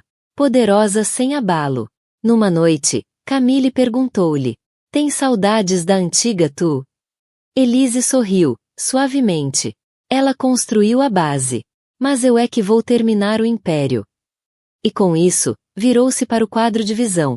Agora coberto com planos, tecidos. E rostos de raparigas que planeava orientar. Porque Elise não renasceu das cinzas. Ela riscou o fósforo. Foi o evento mais aguardado do ano. O gala do centenário do Conselho Global da Moda, no Chantier de Valcompt, em França. Um palácio digno de imperadores, realeza e titãs da indústria. Não era apenas uma festa. Era uma declaração. Aquela noite onde legados se cimentam, alianças nascem e carreiras são renascidas, ou enterradas. E este ano, não era só sobre moda. Era sobre ajuste de contas. A lista de convidados tinha vazado 2 semanas antes. E o setor já fervia. Lucian Grant estava confirmado como anfitrião. Todos os CEOs das grandes casas de moda marcariam presença. Editores. Filantropos. Realeza. E claro, Jeremy Langston e Madison Real. Mas o que ninguém esperava? Elise Morro entrar ao lado de Aurélien Veyron. O enigmático CEO da Noir Holdings, o maior conglomerado privado de luxo de França. Raramente aparecia em público. Dizia-se que recusou uma fusão de 500 milhões com a LVMH. Por tédio. Elise conheceu-o 6 meses antes, discretamente. Depois de ele ler o seu artigo sobre sustentabilidade e querer discutir tecidos ao café. Esse café virou estratégia. A estratégia virou investimento. E agora, ele era parceiro dela. Quando subiram os degraus de mármore do castelo, o mundo prendeu a respiração. Elise usava carmesim, profundo e perigoso. O vestido estruturado como armadura, desenhado por uma jovem prodígio do Ghana, mentorada pela própria Elise. Cabelo puxado num nó elegante. Lábios ousados. Sem colar. Sem brincos. Apenas presença. Aurélien, num smoking minimalista cinza carvão, ao lado dela. Como um rei que encontrou uma igual, não um troféu. As câmaras enlouqueceram. Lá dentro, os sussurros explodiram como fogo de artifício. É o Aurélien. Ela trouxe o Veyron. Isto é um movimento de poder? Não era um movimento. Era uma mensagem. Durante o jantar, Lucian fez um brinde. A um século de moda. E ao futuro. liderado não apenas por visionários, mas por forças. Elise acenou com educação. Isto não é um conto de fadas. Para Sarafina Lancaster, era um pesadelo acordado. Ela deu ao marido, Garret, 2 décadas da sua vida, ajudando-o a construir um império de $1.000 milhões, apenas para ser publicamente descartada por uma mulher mais nova. Esperavam que ela desaparecesse. Um capítulo esquecido na biografia do grande homem. Mas cometeram um erro catastrófico. Subestimaram-na. Pensavam que ela era apenas a esposa. Não faziam ideia de que ela é que detinha todo o poder. O que estás prestes a ouvir é a história de como uma mulher transformou a maior traição da sua vida na mais espetacular vingança, usando a recessão do próprio casamento como palco para o seu golpe corporativo. O sol do fim da tarde, da cor do mel queimado, inclinava-se através das janelas do chão ao teto da Penthouse, cintilando nas flautas de cristal de champanhe. Do 34º andar acima de Chicago, a cidade estendia-se como uma placa de circuitos de sonhos e ambições. Durante 20 anos, esta tinha sido a vista de Sarafina Lancaster. Mas hoje, parecia-lhe estranha, uma paisagem da vida de outra pessoa. O champanhe na sua mão há muito que estava quente. As bolhas desapareceram. Do outro lado da sala de estar cavernosa, um espaço decorado em tons estéreis de cinzento e cromo que sempre parecerá mais um átrio corporativo do que um lar. O seu marido Garret Lancaster fazia sala. Era um homem moldado pelo sucesso, o fato feito por medida incapaz de esconder a energia bruta e inquieta que o havia propulsionado de analista júnior a CEO da Lancaster Holdings, um colosso global de logística. A sua gargalhada, um som estrondoso que sempre exigia atenção, ecoava nos soalhos de mármore. Ele celebrava o fecho do negócio Oak Haven, uma aquisição de vários $1.000 milhões que colocaria novamente a Lancaster Holdings na capa da Forbes. Sarafina observava-o, um fantasma na sua própria festa. Planeou este evento como planeava todos, com uma precisão meticulosa e invisível. Escolhera o catering, um serviço com estrelas Michelin, trazido de avião desde Nova York, aprovar os arranjos florais de orquídeas brancas estéreis e curar a lista de convidados com titãs da indústria e as suas esposas deslumbrantes e famintas. Era a esposa corporativa perfeita, elegante, contida e absolutamente silenciosa, um acessório belo e respirante da grandeza do marido. O seu olhar desviou-se para a mulher que estava perto demais de Garret, Colette Dubois. Colette era chefe de departamento da empresa, uma mulher com metade da idade de Sarafina, com ambição a arder-lhe nos olhos como uma chama piloto. Era toda ângulos afiados e beleza moderna, com um corte bob preto e um sorriso simultaneamente predador e deslumbrante.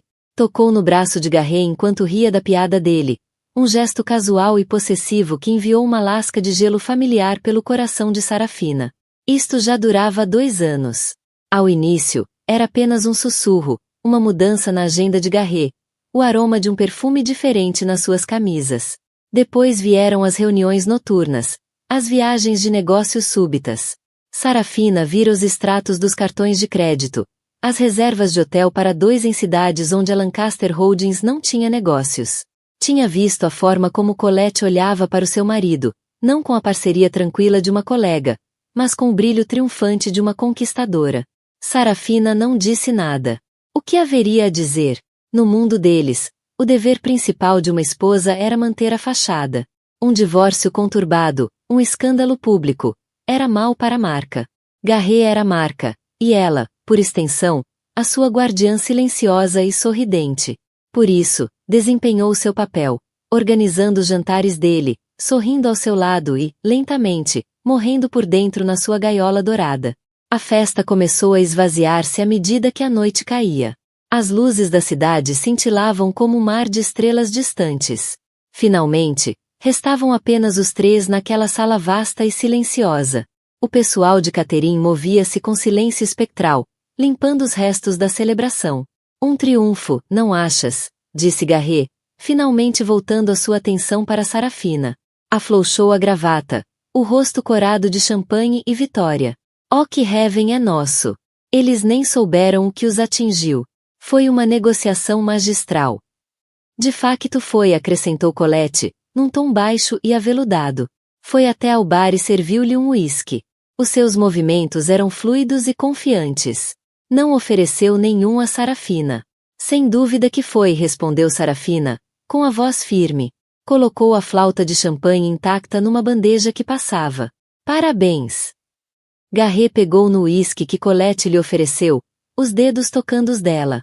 Deu um gole longo, os olhos fixando os de Sarafina por cima do bordo do copo. Havia algo diferente no olhar dele naquela noite. Não o habitual descaso casual, mas uma frieza decidida, definitiva. Sarafina, precisamos de conversar, disse. Colette sorriu com arrogância, um lampejo de vitória cruzando-lhe o rosto antes que o domasse numa expressão de falsa simpatia. Deu um passo atrás, posicionando-se perto da lareira, uma testemunha silenciosa da execução. Acho que está na hora de sermos todos honestos, continuou Garret, caminhando em frente à janela. Este arranjo entre nós não funciona há muito tempo. Temos vivido vidas separadas sob o mesmo teto. É uma farsa. Sarafina manteve-se em silêncio, as mãos entrelaçadas à frente do corpo.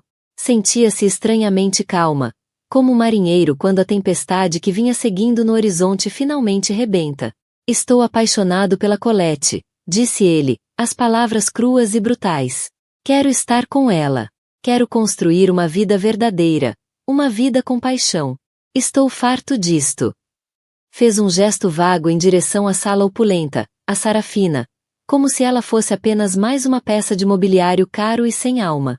Percebo, disse Sarafina, a voz sem trair qualquer emoção. Dei instruções aos meus advogados da Thornton e Beck para prepararem os papéis do divórcio.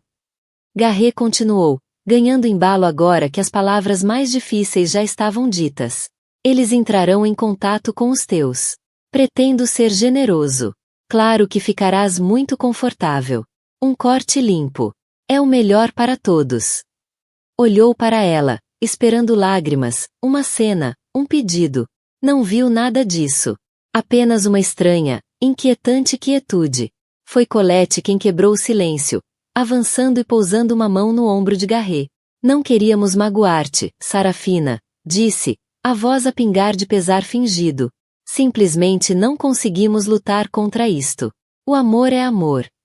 O olhar de Sarafina desviou-se para Colette, e pela primeira vez naquela noite, um lampejo de algo cru e poderoso surgiu nos seus olhos. Não era tristeza. Era algo muito, muito mais frio. Tens razão, disse Sarafina suavemente, as palavras pairando no ar como geada. Não se pode lutar contra isso, e devemos sempre ser honestos. Levantou-se, a postura régia. Obrigada pela tua honestidade, Garret. Aguardarei os papéis dos teus advogados. Virou-se e saiu da sala, os passos ecoando suavemente no mármore. Não olhou para trás. Não precisava. A imagem já estava gravada na sua mente, o marido e a amante juntos, em pé naquele monumento à vida que ela ajudara a construir, parecendo um rei e uma rainha a contemplar o seu novo reino. Mas Sarafina sabia que os reinos podiam cair, e raramente viam a mão que os derrubava, até ser tarde demais. Ele esperava que ela contratasse um escritório comparável, dando início a uma batalha amarga e prolongada por bens que terminaria com a assinatura de um acordo de confidencialidade lucrativo, mas esmagador para a alma. Ele achava que conhecia o jogo. Não fazia ideia de que ela estava a jogar um jogo completamente diferente. Finalmente, pegou no telemóvel, mas não ligou a um advogado de divórcio. Descou um número que não estava gravado nos contactos, um número que havia memorizado anos antes. O telefone tocou 2 vezes antes de uma voz seca e calma atender. Sim, Phineas, disse Sarafina, a sua própria voz firme. Está na hora. Houve uma pausa do outro lado, depois uma risadinha suave. Admito que começava a duvidar que ele alguma vez fosse suficientemente tolo para fazer o seu movimento. O negócio de Oak Heaven, presumo. O ego está suficientemente inflado? Phineas Croft fora o conselheiro mais confiável do avô de Sarafina, um homem que tinha sido advogado-chefe da Etal Capital durante 40 anos. O seu avô, um investidor lendário chamado Donovan Croft, não lhe deixará apenas uma fortuna, deixará-lhe uma educação. Enquanto Garret aprendia a subir a escada corporativa, Donovan ensinava Sarafina a possuir o edifício inteiro. Ensinou-lhe sobre empresas fantasma, votos por procuração, e a arte subtil de exercer poder nas sombras. Suficientemente é pouco, respondeu Sarafina, um leve sorriso tocando-lhe os lábios. Ele anunciou as suas intenções ontem à noite. Ele e a sua chefe de RP, Colette Dubois. Quer um corte limpo. Terá um corte, disse Phineas, com ironia. Mas duvido que o encontre limpo. O traste de Sarafina está completamente maduro. As tuas ações com direito de voto na Lancaster Holdings são agora de 51,8%. O bloco final foi adquirido discretamente na última terça-feira através da Shell Northwood Holdings. Para todos os efeitos, ele é teu empregado. Sarafina fechou os olhos, uma onda de justificação a invadir-lhe o peito. Durante anos, seguindo as instruções póstumas do avô, geridas pelo sempre leal Phineas, ela tinha usado a herança para comprar, de forma sistemática e silenciosa, ações da empresa do próprio marido. Começara como uma rede de segurança.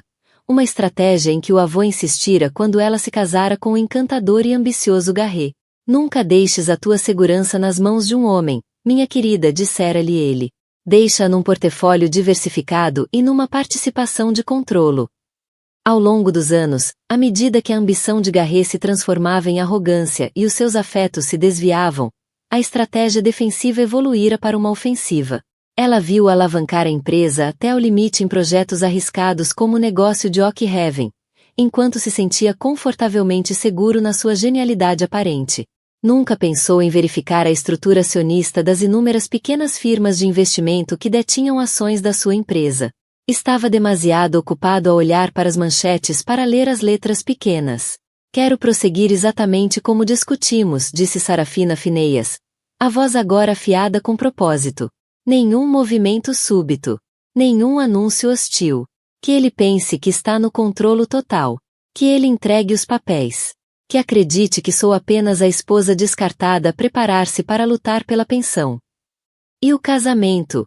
Perguntou Phineas. Um sorriso genuinamente frio espalhou-se pelo rosto de Sarafina. Oh, ele terá o casamento. Imagino que será o evento social da temporada. Quero que ele tenha tudo o que sempre achou que queria. Quero-o no auge absoluto do seu triunfo. Quanto mais alto se sobe, maior a queda, citou Phineas, aprovando. Teremos a equipa da Whitlock em de fim de prontidão. São os melhores em governança corporativa e absolutamente discretos.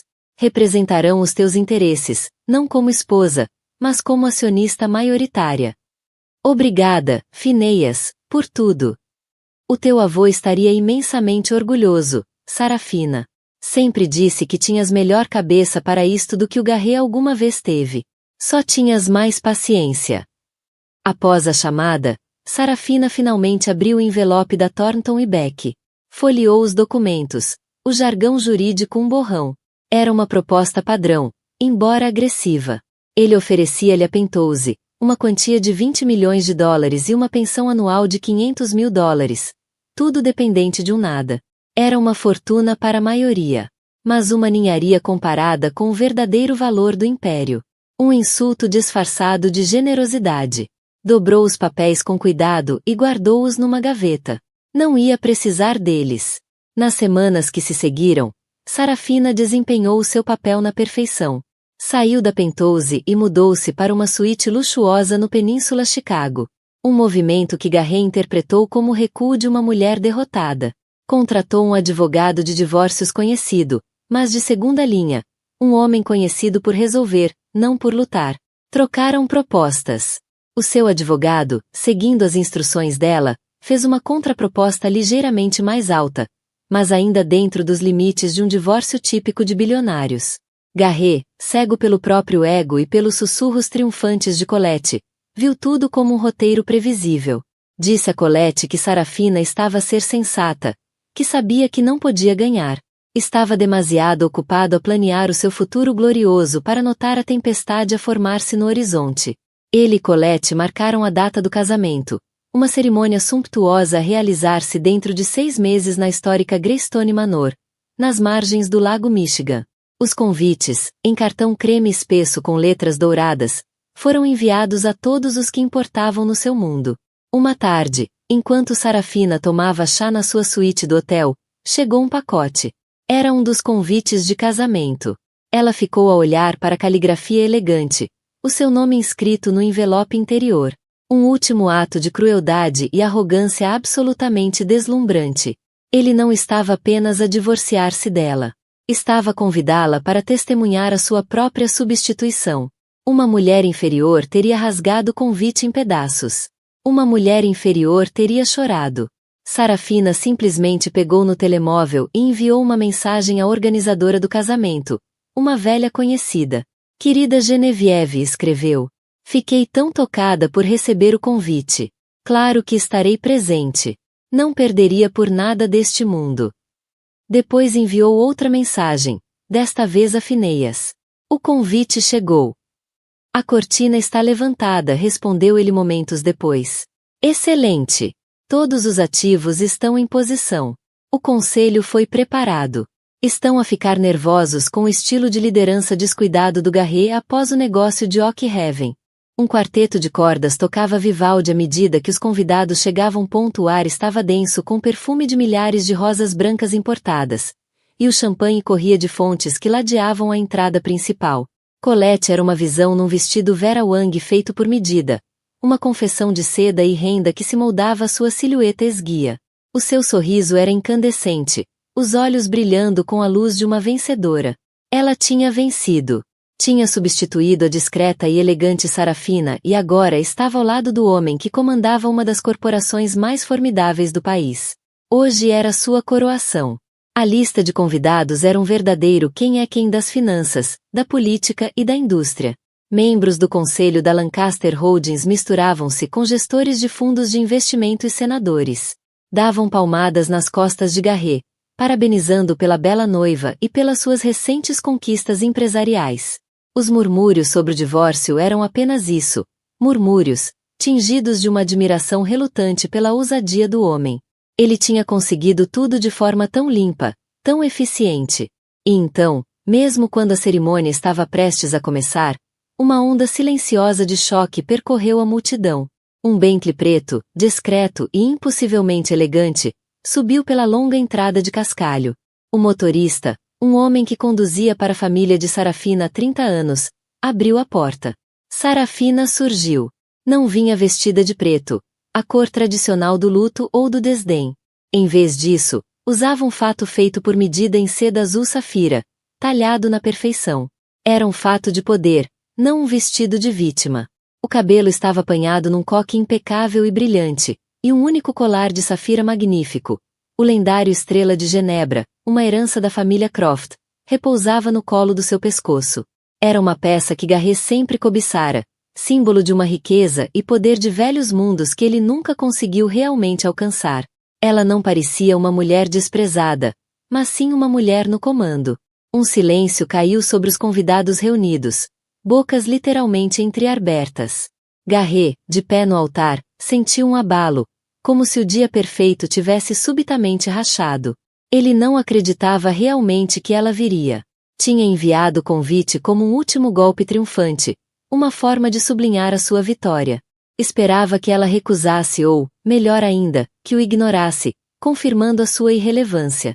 A sua presença ali, com aquele aspecto, era um ato de desafio que ele não conseguia compreender. O sorriso perfeito de Colette vacilou. Um lampejo de insegurança, quente e indesejado, percorreu-lhe o corpo. Aquele era o seu dia. O que ela estava ali a fazer? E com aquele ar tão régio? Era perturbador. Sarafina deslizou pela multidão, a expressão serena, oferecendo sorrisos corteses e conhecedores aos rostos familiares que a olhavam com uma mistura de pena e reverência. Acenou com a cabeça a membros do conselho, homens que tinham jantado na sua sala de jantar e elogiado seus dotes de anfitriã.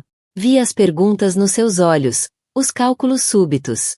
Sentou-se na terceira fila, a uma distância respeitável mas inegavelmente presente. Não precisava de estar na fila da frente. A sua presença, por si só, era uma declaração que ecoava mais alto do que qualquer protesto. Durante toda a cerimônia, manteve um ar de interesse calmo, a postura perfeita, o olhar fixo nos acontecimentos. Assistiu enquanto Garret e Colette trocavam votos, o seu rosto uma máscara impenetrável de elegância fria. Quando Garret disse aceito, a sua voz, pela primeira vez naquele dia, faltou-lhe a habitual confiança retumbante. Lançou um olhar na direção de Sarafina, mas ela retribuiu simplesmente, os seus olhos azuis tão frios e profundos quanto o lago por detrás deles. Não havia dor ali, nem raiva. Apenas uma calma profunda e inquietante. Era a calma de uma mestra de xadrez que tomara o tabuleiro 20 jogadas antes. Na recepção, realizada no magnífico salão de festas da mansão, a tensão era palpável. O quarteto de cordas tinha sido substituído por uma orquestra de jazz completa, mas a música soava tensa, incapaz de cobrir a energia nervosa da sala. Os convidados lançavam olhares furtivos a Sarafina, que fazia sala numa mesa pequena com alguns senhores mais velhos de aparência distinta. Garret reconheceu-os com um sobressalto. Lord Ashworth, um investidor institucional de peso de Londres, e Franklin Reed, o notoriamente recluso chefe de uma firma suíça de private equity. O que faziam eles com ela? Colette, agora senhora Lancaster, tentava ignorar, agarrando-se ao braço de Garret, a sua risada um pouco alta demais, o sorriso um pouco brilhante demais. Consegues acreditar na lata? Sibilou por baixo da música. Tentar ofuscar-me no meu próprio casamento. É patético. Garret não tinha tanta certeza.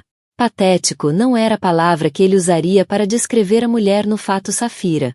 Pela primeira vez, um verme de dúvida contorceu-se-lhe no estômago.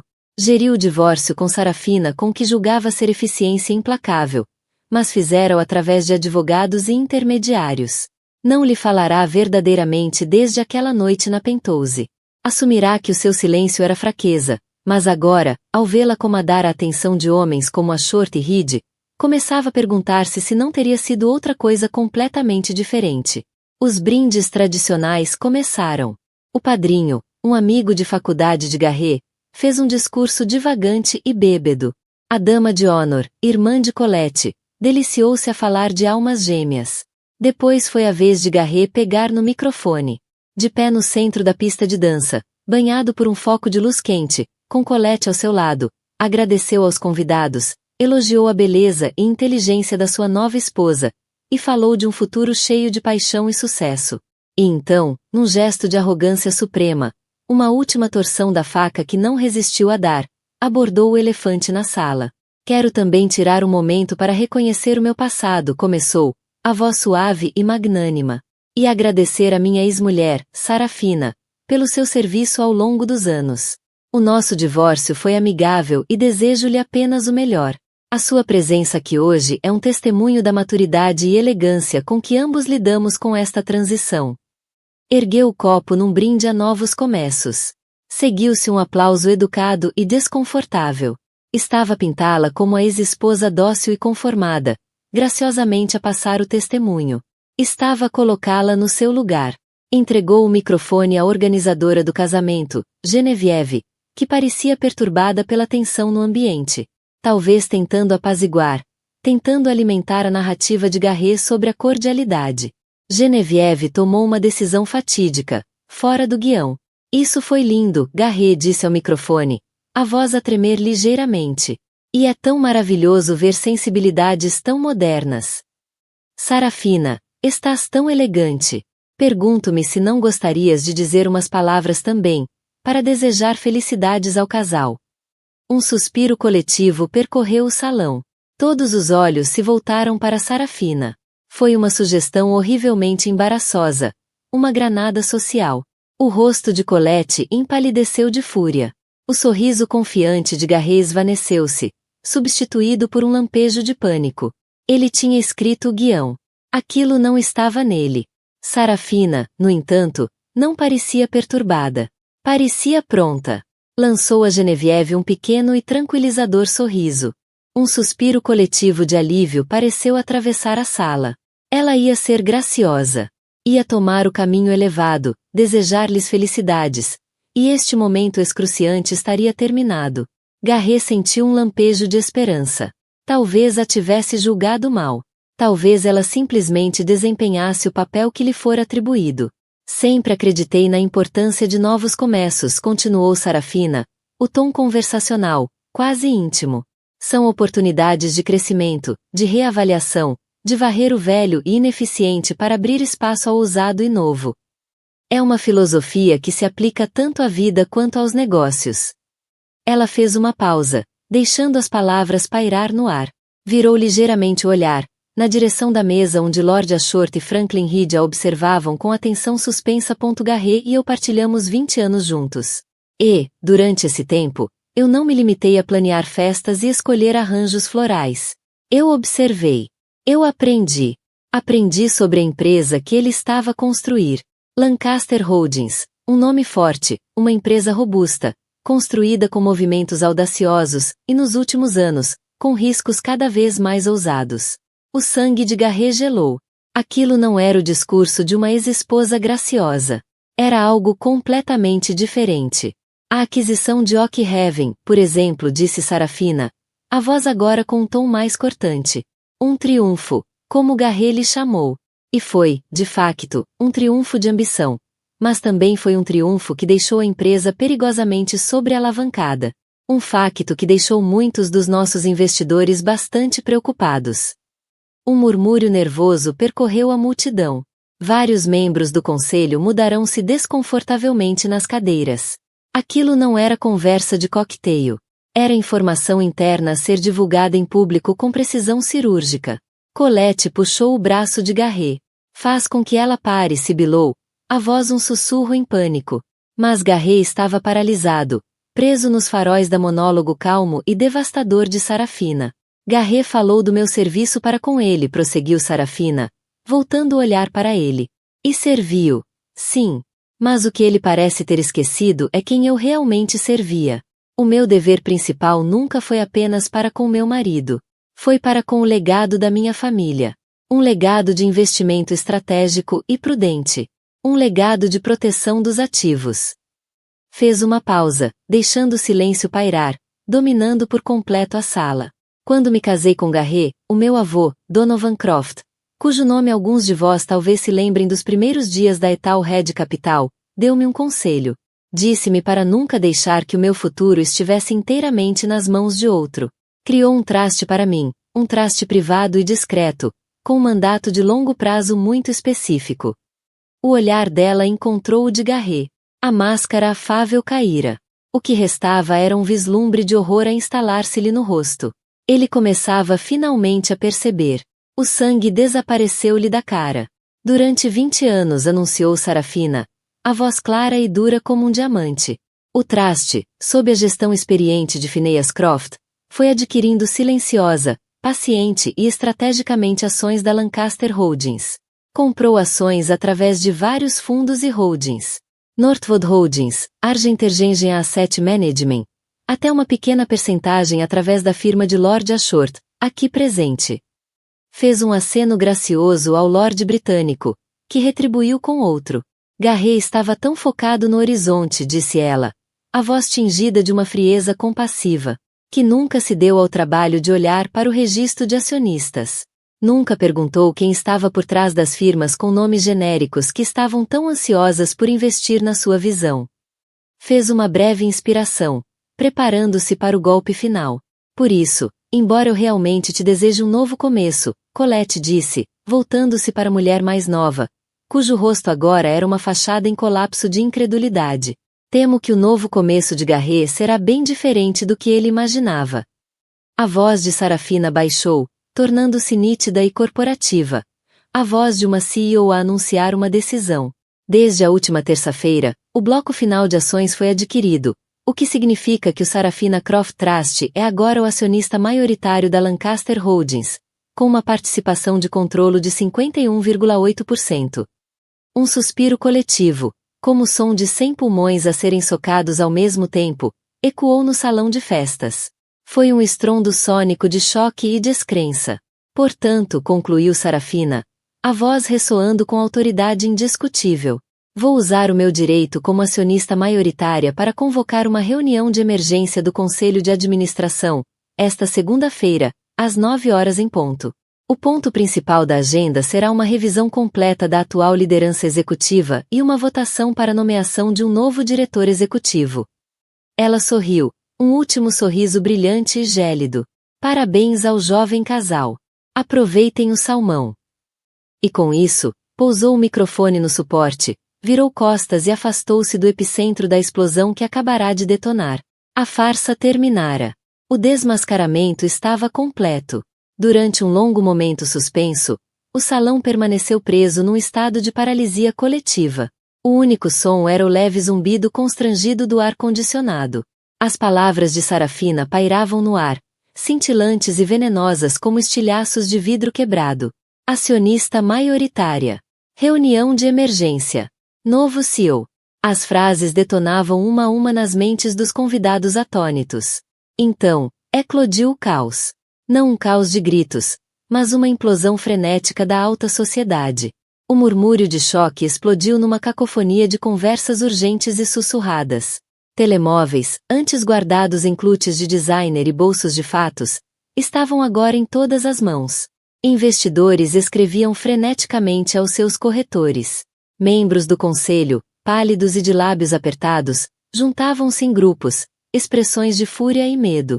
Os repórteres presentes digitavam furiosamente nos seus telemóveis, o instinto jornalístico a sobrepor-se a qualquer decoro social. Sabiam que estavam a testemunhar o furo corporativo da década. No centro do turbilhão, Garret e Colette permaneciam como se petrificados. O foco quente e adorador que os envolvia agora parecia uma luz fria e implacável de interrogatório. O sonho de Colette, a sua ascensão triunfal, dissolvera-se numa crucificação pública em apenas 5 minutos de discurso. O vestido Vera Wang de repente parecia o figurino de uma tragédia. O rosto, que antes fora um retrato de felicidade nupcial, era agora uma máscara torcida de raiva e humilhação. Faz alguma coisa, gritou ela a Garret, a voz um som feio e cortante que atravessou a multidão. É o meu casamento. Tu deixaste arruinar o meu casamento. Mas Garret não conseguia mover-se. Não conseguia falar. A sua mente era um turbilhão de negação e de uma compreensão aterradora. Sarafina. Silenciosa, submissa, previsível Sarafina. A mulher que ele descartara como uma relíquia. Uma parte do passado que ele estava a remover com precisão. Pensava que estava a divorciar-se de uma esposa, não de um titã. 51,8%. O número pulsava-lhe no cérebro como uma enxaqueca. Era uma cifra impossível. Absurda. Ele era Garret Lancaster. Ele era Lancaster Holdings. Construiu-a com as próprias mãos, com o próprio suor, com a própria genialidade. Como é que ela podia ser a dona? Os seus olhos vaguearam pela sala à procura de um aliado, alguém que negasse o que acabará de acontecer. Sarafina, entretanto, atravessava o caos com a calma serena de um galeão a navegar por uma tempestade que ela própria criará. Não se apressou a sair. Deslizava, um retrato de poder intocável. Parou para trocar uma palavra breve e tranquila com seu advogado David Locken de fim. Um homem de ar austero num fato de Savile Row que se fizera passar por apenas mais um convidado. Aceitou um copo de água de um empregado de mesa. Não fugia da cena. Estava a fazer a volta da vitória. Quando se aproximava das grandes portas duplas do salão, Garret finalmente quebrou a paralisia.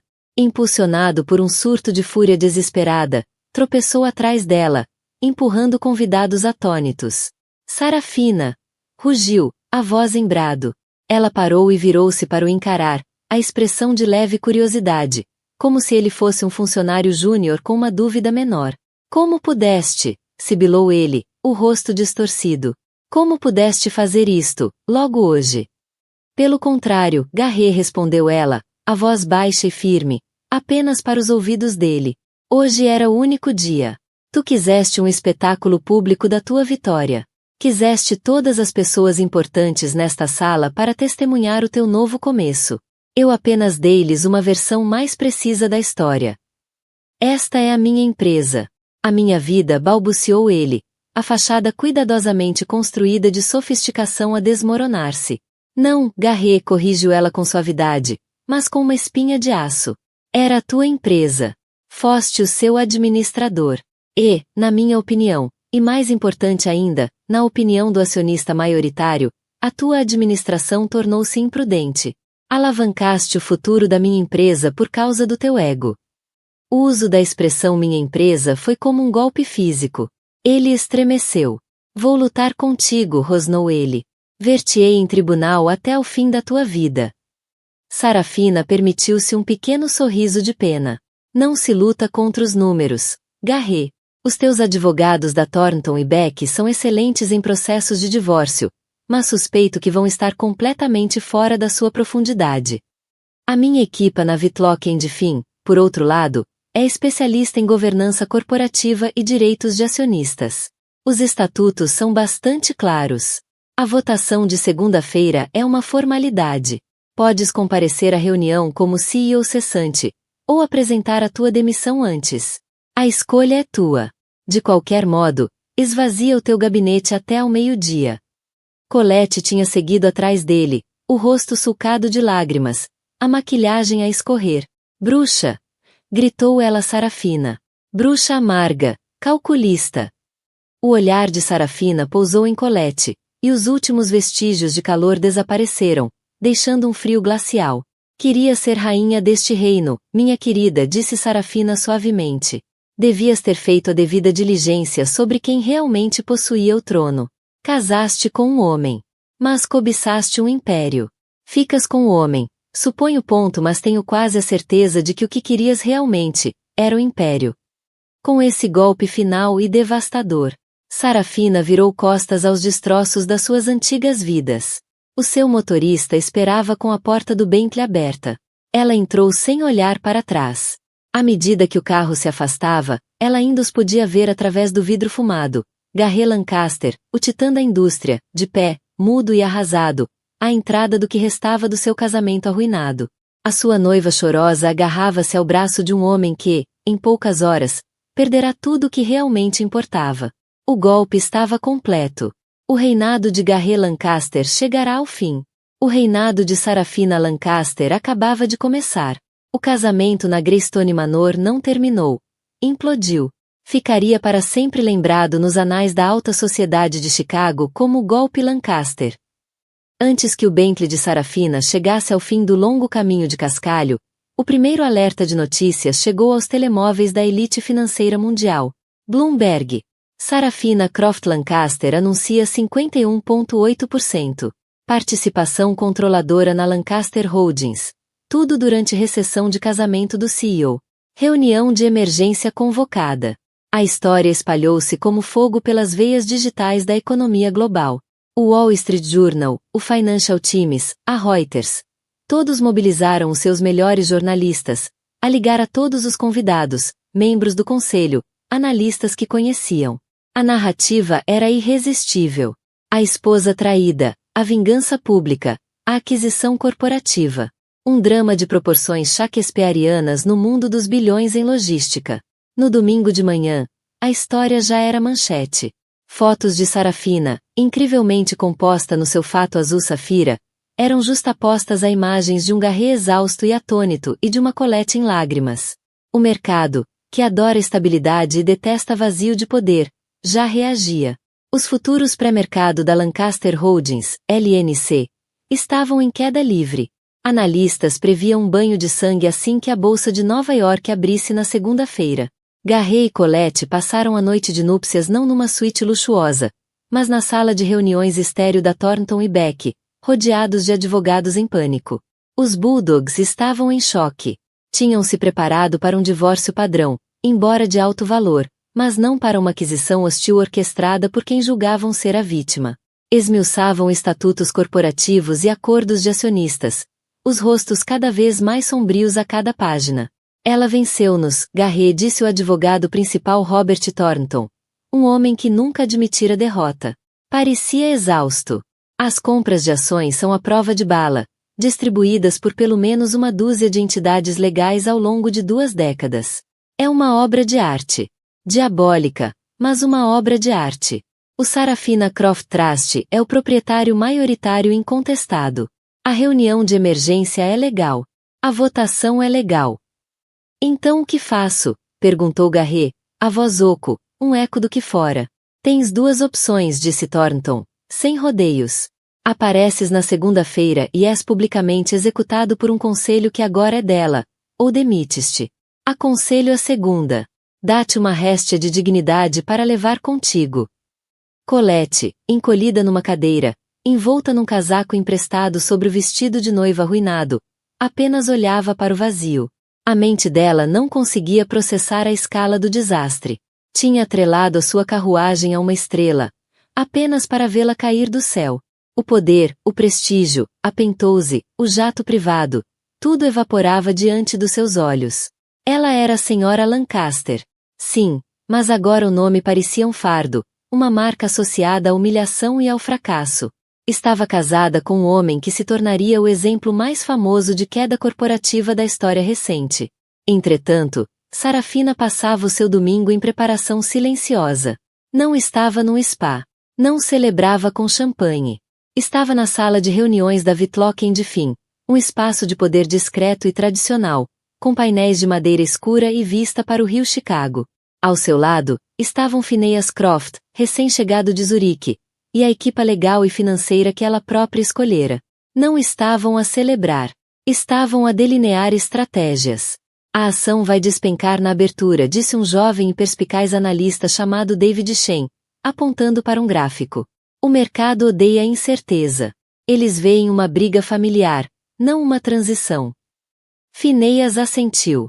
Mostra liderança responsável. Além disso, continuou Sarafina, o comunicado anunciará uma auditoria total e imediata da aquisição de Oak Haven e uma revisão estratégica de todas as posições de alavancagem tomadas nos últimos 24 meses. Estamos a sinalizar um retorno à estabilidade e à prudência fiscal. Nós não somos o caos. Nós somos a cura para o caos. Virou-se para Lord Ashworth, que participava via videoconferência a partir de Londres. Meu Lorde, preciso que você e os nossos outros aliados institucionais emitam declarações de apoio. Exprimam confiança na nova liderança. Precisamos projetar uma imagem de frente unificada e estável. Será feito, Sarafina, disse o Lorde britânico, um vislumbre de admiração nos olhos. A cidade estava cansada das manobras imprudentes do Garret. O regresso dos princípios da família Croft ao comando será bem-vindo. O plano era meticuloso. Enquanto Garret se afundava nos destroços da sua vida pessoal, Sarafina já governava, reunindo apoios, gerindo a mensagem e a planear os seus primeiros 100 dias. Passará 20 anos no banco do passageiro, mas estivera a ler o mapa o tempo todo. Na noite de domingo, Garret Lancaster, um homem que nunca se rendera, fê-lo. Às 22 horas, uma carta de uma página redigida pelos seus advogados chegou aos escritórios da Whitlock & Finn. Era sua demissão do cargo de CEO e presidente do conselho da Lancaster Holdings, com efeitos imediatos. Sarafina leu a carta sem qualquer emoção. Não era uma vitória. Era o desfecho previsto, um passo necessário no seu plano. Colocou a carta sobre a mesa. Descansem, todos, disse a equipa. Amanhã o verdadeiro trabalho começa. Ao ser conduzida de volta ao hotel, as luzes da cidade passavam borradas pela janela. Ela não sentia um júbilo vingativo, mas uma profunda sensação de retidão. Ela não destruíra a vida de Garret por despeito. Ela reclamara a sua própria. Protegera o legado da sua família e o futuro de uma empresa de que milhares dependiam. Corrigir um erro cometido há 20 anos, o de deixar um homem acreditar que era fonte do seu poder, quando o poder sempre fora dela para empunhar. As consequências seriam confusas. Mas a jogada de poder fora perfeita. A segunda-feira amanheceu cinzenta e chuvosa, um pano de fundo sombrio para o ato final do drama. O átrio da Lancaster Holdings Tower era um circo mediático. Repórteres e câmaras apinhavam o espaço de mármore, contidos por uma linha de seguranças estoicos. Gritavam perguntas a qualquer um de fato, à procura de uma citação, de uma migalha de informação. O ar crepitava com expectativa. Precisamente às 8h45, um Bentley preto parou à entrada executiva privada. Sarafina Lancaster saiu. Vestia um vestido de poder cinzento carvão, o cabelo apanhado no seu coque elegante de assinatura. Não usava joias, exceto um relógio clássico e simples. Projectava uma aura de controlo absoluto, inabalável. Flanqueada pela equipa legal da Whitlock & Finn, entrou no edifício que agora era dela, ignorando o clamor da imprensa. A sala do conselho no 50º andar estava carregada de tensão. Os membros restantes do conselho, um grupo de homens poderosos que durante anos tinham sido aliados de Garret, sentavam-se carrancudos à volta da enorme mesa de obsidiana. Eles passaram o fim de semana ao telefone com seus advogados. Sabiam que tinham sido ultrapassados, e a sua lealdade, sempre uma questão de cálculo pragmático, começava a inclinar-se para o novo centro de poder. Às 9 horas em ponto, Sarafina entrou na sala. Phineas Croft estava a seu lado. Ela não ocupou a cadeira do CEO na cabeceira da mesa. Em vez disso, sentou-se ao centro, um sinal subtil, mas claro, de que este era um novo tipo de liderança. Bom dia, senhores, disse ela, a voz preenchendo a sala silenciosa. Como sabem, convoquei esta reunião de emergência na qualidade de acionista maioritária. Recebemos e aceitamos a carta de demissão do Sr. Garret Lancaster. Ela deslizou uma cópia da carta ao longo da mesa polida. O primeiro ponto da ordem de trabalhos é restaurar a estabilidade e a confiança nesta empresa. Assim, proponho a minha nomeação como diretora executiva interina e presidente do conselho, com efeitos imediatos. Phineas Croft, na qualidade de seu advogado legal, apoiou formalmente a moção. Sarafina olhou em volta da mesa, encontrando o olhar de cada membro do conselho. Alguma discussão? Não houve nenhuma. Debater seria inútil. Um suicídio profissional. Um por um, murmuraram o seu assentimento. A moção é aprovada por unanimidade, anunciou Sarafina, o tom factual. O comunicado de imprensa confirmando esta transição e a suspensão temporária das negociações já foi emitido. Passou então a hora seguinte a expor a sua visão. Não era uma visão de vingança, mas de renovação. Falou com uma fluência e profundidade de conhecimento que deixou o conselho estupefacto. Detalhou a exposição financeira resultante do negócio de Oak Haven, apresentando um plano claro e decisivo para reestruturar a dívida e desinvestir dos ativos não estratégicos e de alto risco. Falou de reinvestir na tecnologia central de logística da empresa, do bem-estar dos colaboradores e de uma nova era de transparência corporativa. Ela não era apenas o dinheiro. Era a mente. Estivera a estudar esta empresa durante 20 anos, não como esposa, mas como proprietária em preparação. Garret era um construtor, concluiu, o tom ponderado, quase generoso. Mas, no fim, o seu ego ultrapassou a sua visão. A nossa nova visão será de crescimento sustentável e lucrativo, assente numa base de estabilidade, não de especulação.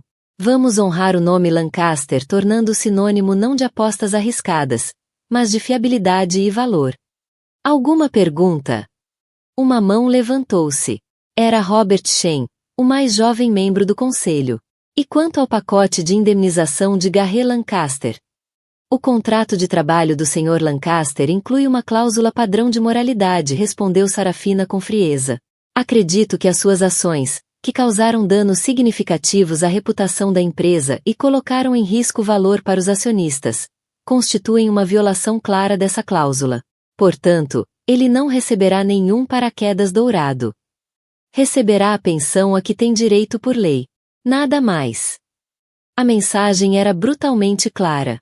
O antigo rei não fora apenas deposto. Fora exilado, despojado das suas honras e dos seus tesouros.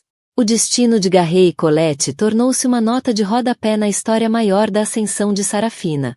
Retiraram-se da vida pública, os seus nomes tóxicos nos círculos que outrora dominavam. Garret, sem a sua empresa, o seu poder ou a sua fortuna, era apenas um homem. Colette, a amante triunfante, encontrava-se casada não com um titã, mas com um pária. O novo começo deles era um exílio silencioso e amargo, no mundo que já fora o seu palco. Semanas depois, Sarafina estava de pé no gabinete do CEO. Tinha redecorado, substituíra o cromo frio e o cinzento por madeiras quentes, mobília confortável e estantes cheias de livros. A vista da cidade era a mesma, mas agora sentia-se diferente. Não era uma jaula. Era um reino. O seu reino. O telemóvel vibrou. Uma mensagem de um número desconhecido. Tiraste-me tudo. Ela soube que era de Garret. Por um momento, sentiu um eco da vida antiga, o fantasma da mulher que tinha sido. Depois apagou a mensagem sem responder.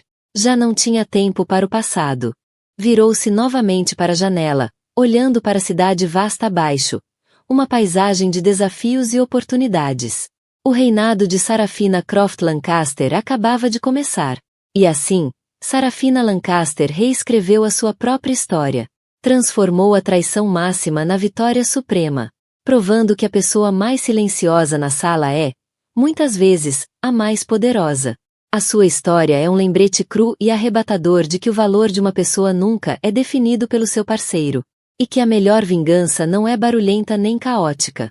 É estratégica, silenciosa, absoluta. Ela não se vingou apenas. Ela ficou com tudo. O que achaste do plano magistral de Sarafina? A sua vingança foi justificada? Partilhe a tua opinião nos comentários abaixo. Se adoras histórias de vingança épica e empoderamento, não te esqueças de deixar um like, partilhar este vídeo com alguém que precise de ouvir esta história, e subscrever o nosso canal para mais dramas reais que superam a ficção.